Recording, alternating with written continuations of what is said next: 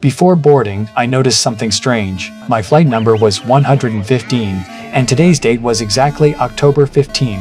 The plane's departure time was delayed due to weather, to exactly 10,015. These coincidences made me uneasy. Just before boarding, I asked the captain if everything was okay. Good flight today? No, very good. Welcome aboard. Thank you.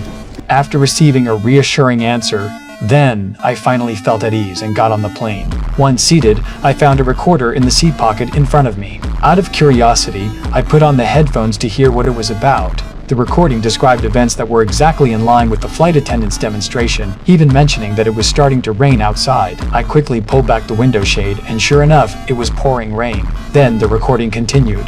The plane would disappear in an hour. Suddenly, there was a violent shake, and I jumped from my seat, rushed to the restroom, and forced myself to calm down. When I returned to my seat, I fastened my seatbelt. I picked up the recorder again, and it kept playing, mentioning that the plane would lose contact at 11,005. Fear spread through me, and I was sweating heavily, looking around in growing unease. I knew I couldn't just wait and do nothing.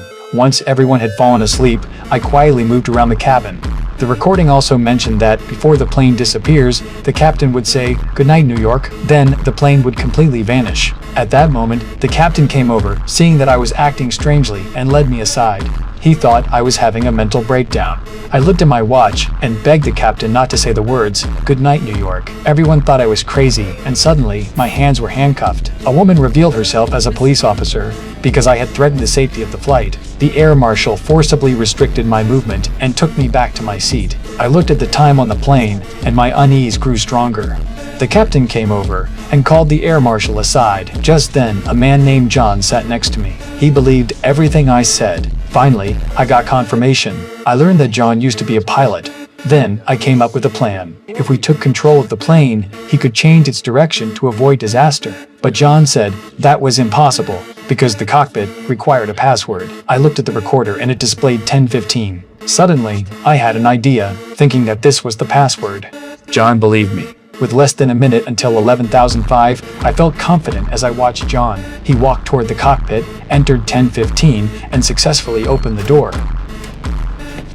Then, a violent struggle erupted inside the cockpit. Suddenly, a voice of thanks came through the screen. When I heard those words, I finally realized the person who made the plane disappear was standing right in front of me.